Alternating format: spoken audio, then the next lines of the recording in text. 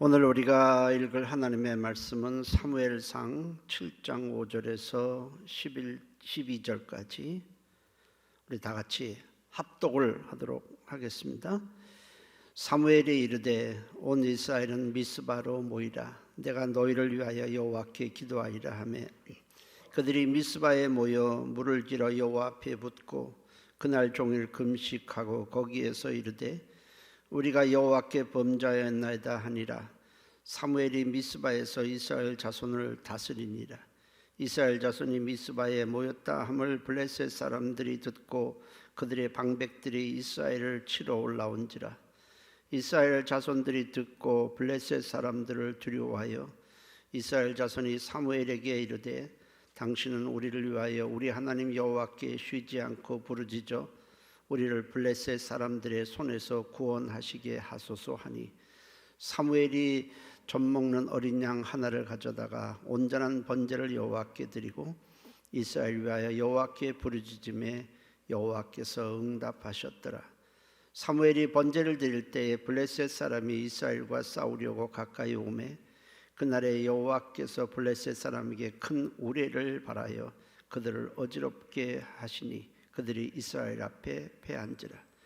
이스라엘 사람들이 미스바에서 나가서 블레셋 사람들을 추격하여 백갈 아래에 이르기까지 쳤더라. 사무엘이 돌을 쥐하여 미스바와 센 사이에 세워 이르되 여호와께서 여기까지 우리를 도우셨다 하고 그 이름을 에베네셀이라 하니라. 아멘. 기도합니다. 어느새 한 해의 마지막 주일이 되었고 이렇게 예상치 않은 우리가 예배를 드리고 있습니다. 이 자리에 참석하지 못하고 비대면으로 드리는 자들 하나님이 함께 하셔서 우리 모두에게 하나님의 위로가 필요합니다. 하나님께서 말씀을 통해서 위로해 주시고 우리의 상한 마음을 치유해 주시고 답답한 마음을 주님의 은혜로 시원하게 채워 주옵소서. 주의 성령이 함께 하시기 원하고 예수님의 이름으로 기도했습니다. 아멘. 자, 올 한 해 끝나가고 다시 돌아오지 않을 한 해를 맞이했는데 어떻게 마무리했으면 좋을까? 만일 올 한 해가 내게 주어진 인생의 마지막 해라고 한다면 여러분들은 어떻게 끝내야 한다고 생각을 하십니까? 우리가 생의 마지막 순간을 맞이할 때 그동안 베풀어 주신 하나님의 은혜의 사랑하에 감사하며 인생을 마감하듯이 올 한 해도 하나님께 감사하며 마무리해야 할 것입니다. 한 해를 돌아보면 마음에 흡족한 것이 별로 없었으리라고 생각이 돼요. 아쉬움, 부족함, 못마땅이 대부분이었을 것입니다. 내가 바라는 대로 원하는 대로 진행된 것이 거의 없을 것입니다. 이래서 못마땅하고 저래서 못마땅할 것입니다. 코로나 때문에 모든 것이 위축되었을 뿐 아니라 정치, 외교, 경제, 안보, 나아가 방역까지 모든 면에서 어려움이 참 많았던 한 해입니다. 개인적으로도 이외에도 어려움이 많은 사람들이 있을 것입니다.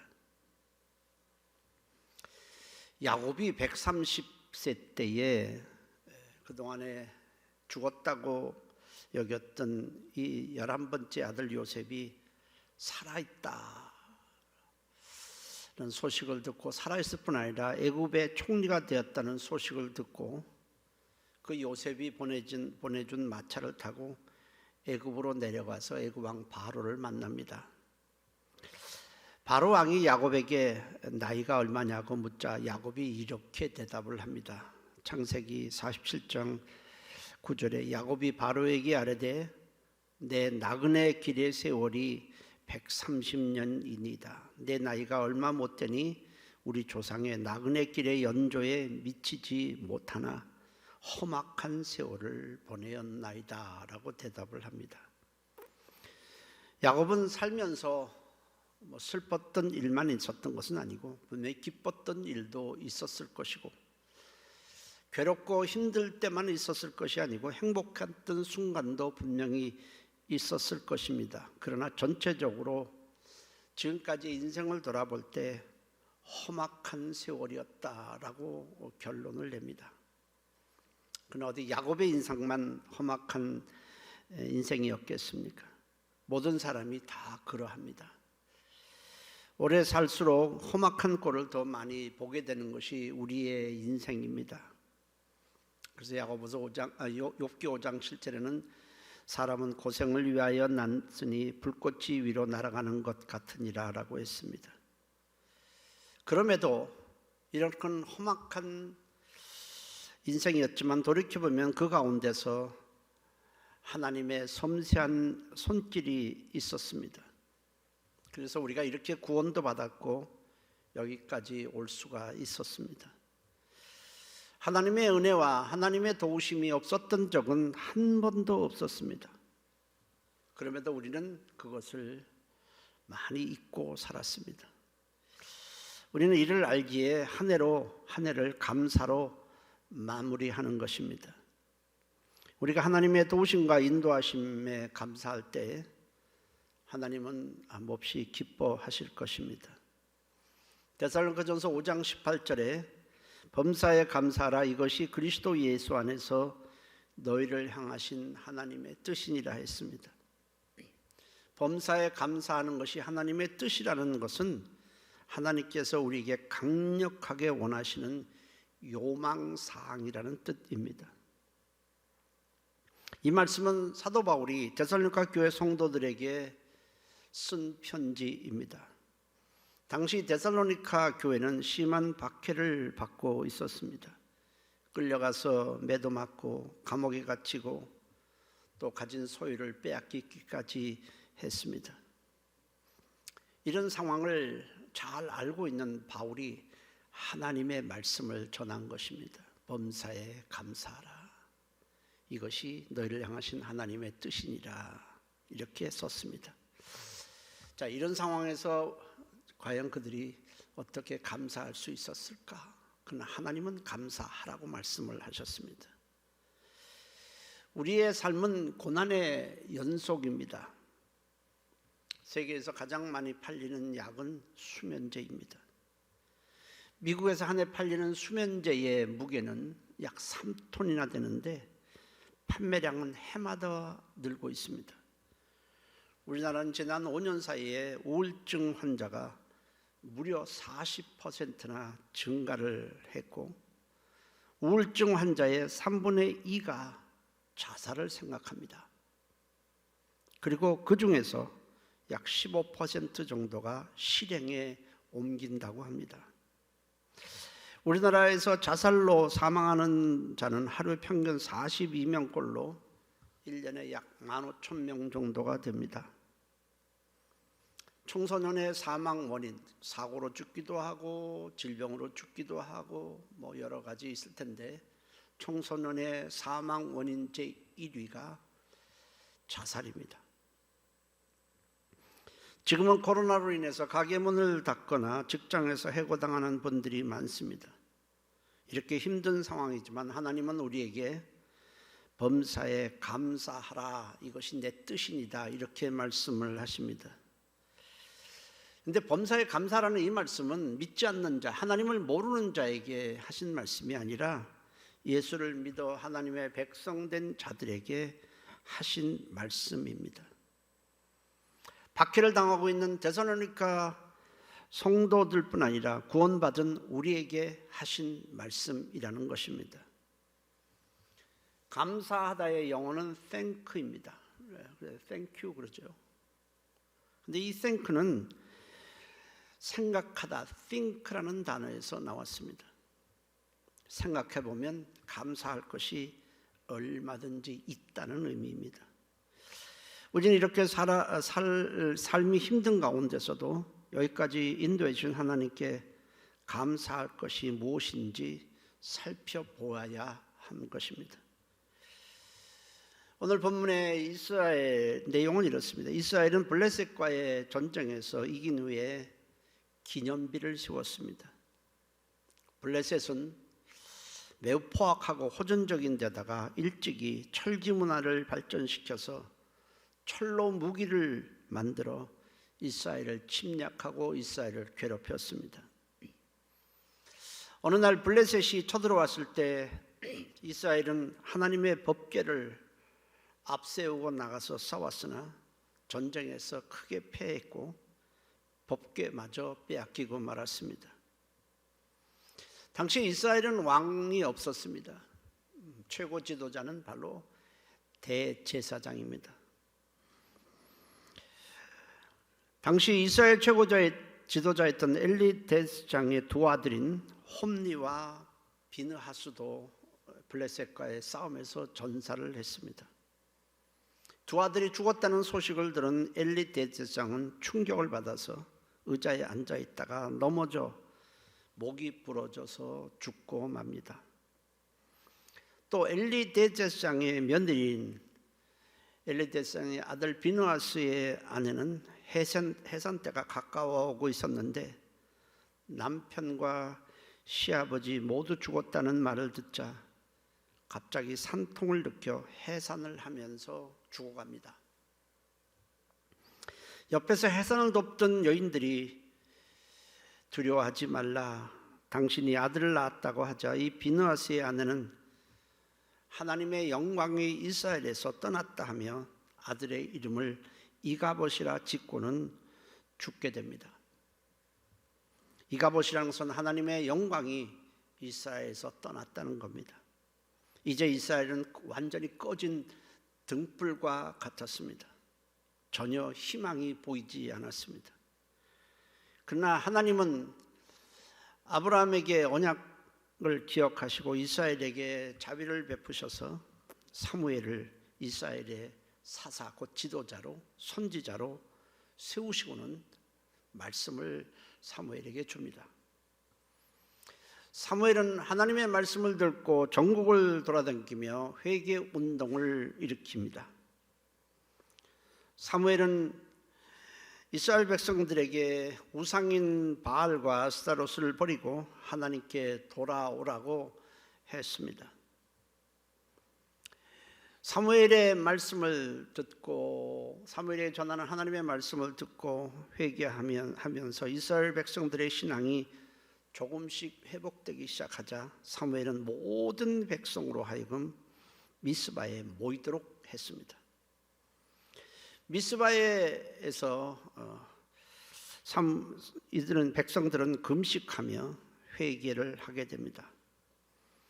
한편 블레셋은 이스라엘 백성들이 미스바에 모두 모였다는 소식을 듣고는 군대를 일으켜 진격해 왔습니다. 블레셋 군대는 수도 많았고 철병기로 무장하고 있었습니다. 반면 미스바에서 회개하고 있던 이스라엘 백성들은 전쟁 준비가 되어 있지도 않았고 금식까지 하고 있어서 사실은 싸울 힘도 없었습니다.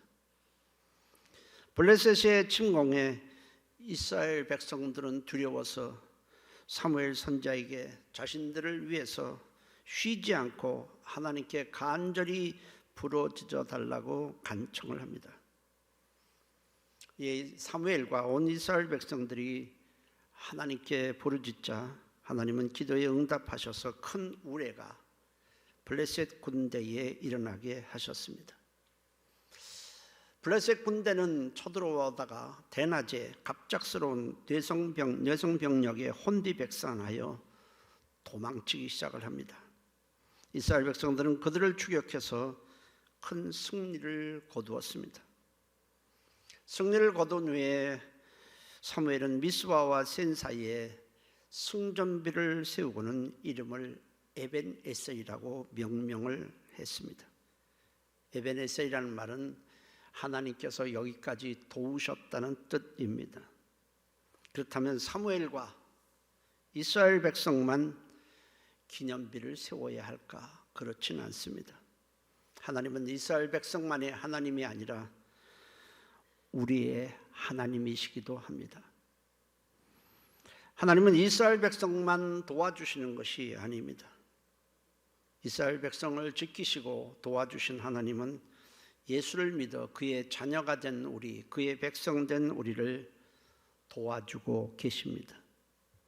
그 때문에 우리가 여기까지 올 수 있었던 것입니다. 따라서 우리도 이스라엘 백성들처럼 여기까지 인도하신 하나님의 은혜에 감사해서 에베네셀 기념비를 우리 마음에 새겨야 하는 것입니다. 중요한 것은 기념비에 세워야 할 내용이 어떤 것인가, 어떤 것을 새겨 놓아야 될까, 오늘 세 가지를 말씀을 드리고자 합니다. 첫째로는 우리에게 부활의 산소망을 주신 하나님의 은혜에 감사하는 마음을 새겨야 하는 것입니다. 세상은 온통 어둠입니다. 보이지 않는 어둠의 세력인 죄와 저주와 사망과 마귀와 귀신들이 활개치고 있는 곳, 세상을 장악하고 있는 곳이 바로 우리가 살고 있는 세상입니다.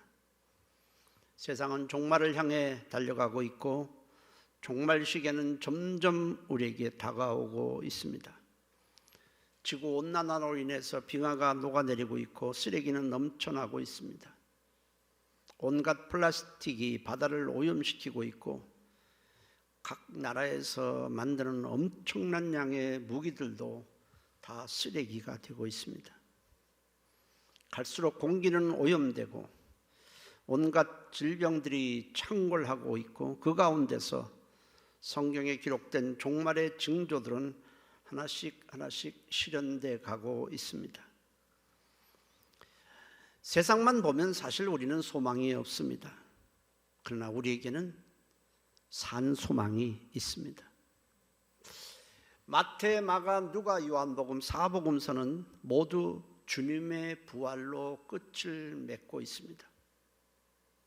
왜 그럴까요?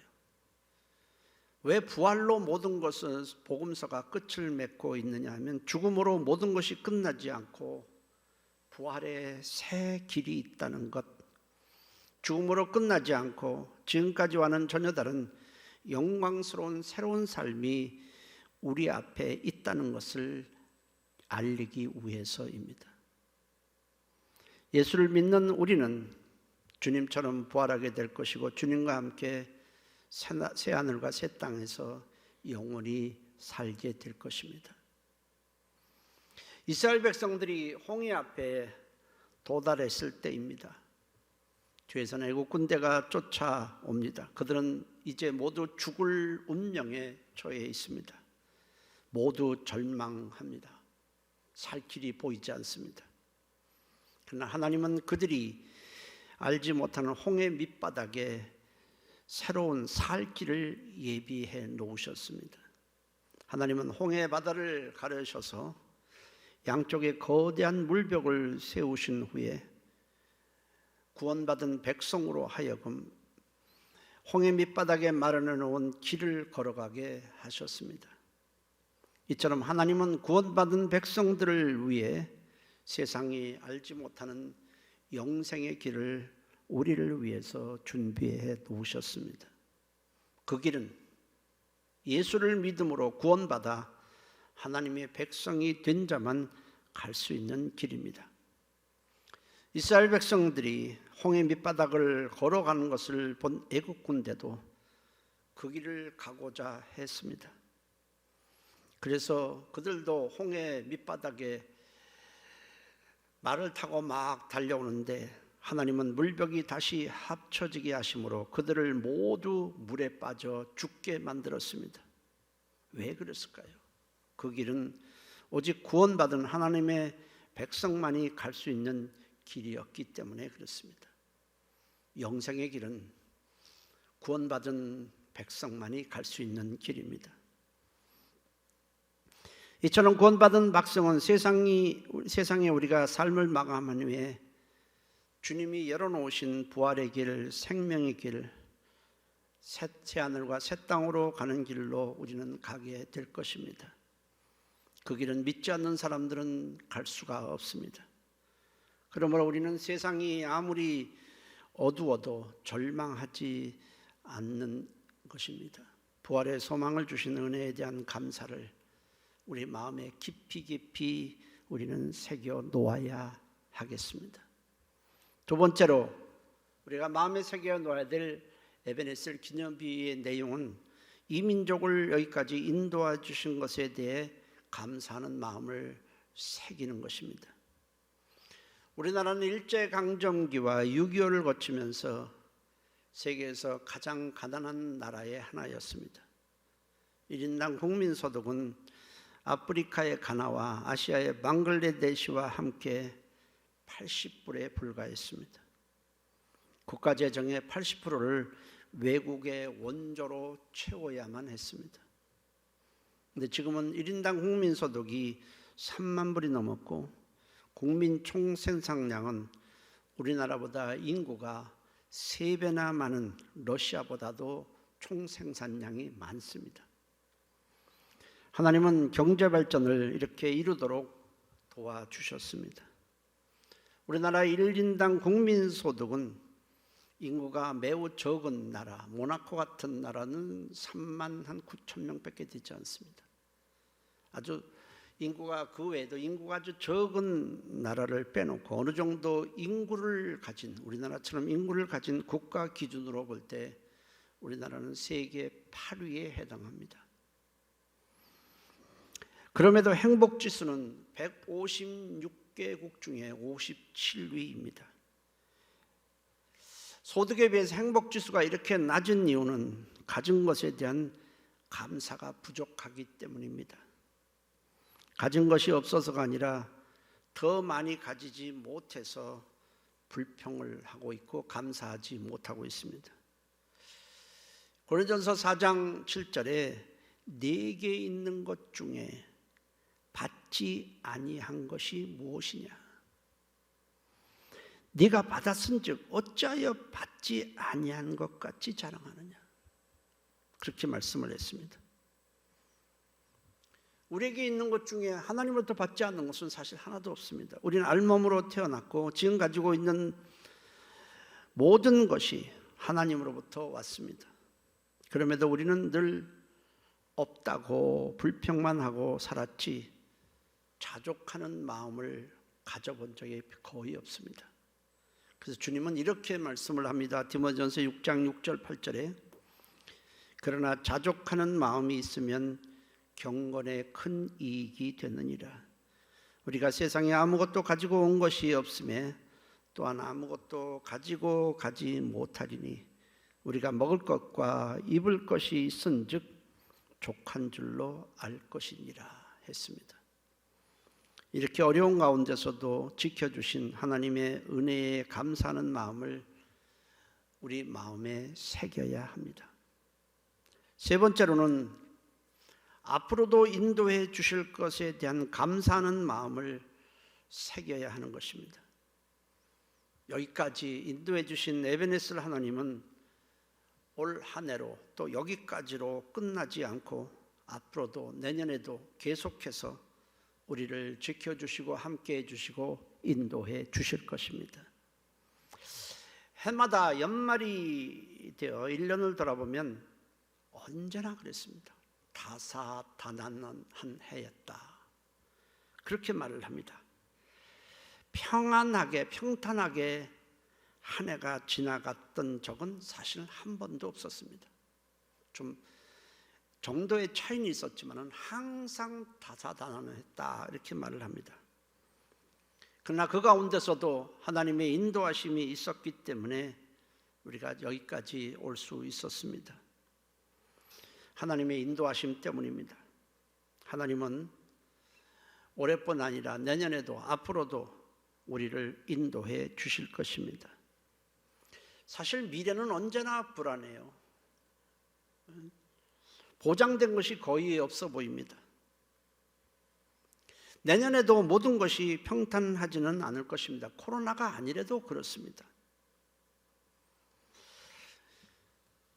연초가 되면은 우리는 교회뿐 아니라 회사에서도 다 계획을 세우고 재정을 이렇게 한번 분배도 하고 계획을 세워요. 근데 올해 계획된 대로 된 것이 하나도 없어요. 거의 없어요. 한가족 축제도 한 적 없고 여름 수련회도 각 부서가 다 못했습니다. 찬양 축제도 못하고, 연초에 또 선교사들 만나서 제가 꼭 가겠습니다. 그때 그렇게 이렇게 하겠습니다. 다 약속을 해놓고 다 해놨었습니다. 근데 제주도도 못 갔어요. 계획대로 되질 않아요. 계획대로 되지 않는 것은 고사하고 어려움이 계속 닥쳐왔습니다. 내년에도 우리 교회는 계획을 잘 세울 수가 없어요. 어떻게 될지 알 수가 없어요. 이 코로나가 내년 연말까지 갈지도 모르겠고, 또 어떤 상황이 어떻게 발생했을지도 몰라요. 왜냐하면 점점 세상은 종말로 가고 있기 때문에 우리가 예측하지 못한 또 다른 일이 또 어떻게 발생할지를 정말 모릅니다. 어쨌든 우리가 아는 것은 평탄하지는 않을 것이다. 그것만은 확실합니다. 그러나 그 가운데서도 지금까지 인도하신 하나님께서 내년에도 우리를 인도해 주실 것을 우리는 믿고 있습니다. 그리고 지금 우리가 마음에 들지 않은 그 많은 일도 하나님께서 모든 것이 합력하여 선을 이루게 해 주실 것을 우리는 또한 믿고 있습니다. 빌립보서 1장 6절에 너희 안에서 착한 일을 시작하신 이가 그리스도 예수의 날까지 이루실 줄을 우리가 확신하노라 했습니다. 착한 일을 시작하신 착한 일이 뭐겠습니까? 이 죄의 악 가운데서 우리를 택하시고 구원해 주시고 자녀 삼아 주시고 함께 하시는 것을 말합니다. 그것은 우리가 시작한 것이 아니라 하나님께서 착한 일을 시작하셨습니다. 어느 날 택하시고 죄를 씻어주시고 구원해 주시고 자녀 삼아 주시고 성령을 통해서 우리와 함께 하시는 것은 전적으로 하나님이 시작한 것입니다. 그렇게 시작하신 하나님은 그리스도 예수의 날 이 세상이 끝날 때까지 우리를 지켜주시고 인도해 주실 것을 우리는 믿습니다. 주님은 또 승천하시면서 볼지어다 내가 세상 끝날까지 너희와 항상 함께 있으리라 하셨고, 히브리서 13장 5절에도 내가 결코 너희를 버리지 아니하고 너희를 떠나지 아니하리라 했습니다. 하나님은 절대로 시건하지 않습니다. 절대로 실수하지도 않습니다. 그가 하신 말씀을 끝까지 책임지고 완성해 주실 것입니다. 어려운 가운데서도, 코로나 가운데서도 여기까지 인도하셨을 뿐 아니라 앞으로도 인도해 주실 에베네스를 하나님께 감사함으로 한 해를 잘 마무리하시고 다가오는 새해를 기쁨으로 맞이하시기를 주의 이름으로 축복합니다. 기도합니다. 합심해서 통성으로 기도합니다. 하나님, 한 해를 마음에 여러 가지 부글부글 끓는 것도 있고 속상한 일도 있고 가슴 아픈 일도 있지만은 하나님 감사함으로 마무리하겠습니다. 이 시간 다 같이 한 목소리로 통성으로 기도합니다. 살아계신 하나님 고맙습니다. 잘 앞이 보이지도 않고 어려운 가운데 있었지만은 그래도 하나님께서 우리를 붙들어 주시고 인도하셨습니다. 모든 상황이 우리가 바라는 대로 된 것이 별로 없지만 그러나 하나님의 은혜를 생각하면 감사하고 또 감사하고 감사할 일이 천지입니다. 올해도 지켜주셨고 우리를 수많은 역경에서부터 보호해 주신 하나님, 올해 정말 감사합니다. 감사가 메말랐던 것을 용서하시고 우리 마음에 불평과 원망으로 가득했던 것을 용서하시고 한 해를 주님의 사랑과 은혜에 감사하면서 마무리합니다. 내년에도 우리를 지켜주시고 인도해 주실 것을 또 믿고 이렇게 하나님께 감사를 드립니다. 우리의 앞길 내년 우리 성도들의 가정, 이 나라, 이 백성 인도해 주시옵소서. 예수님의 이름으로 기도했습니다.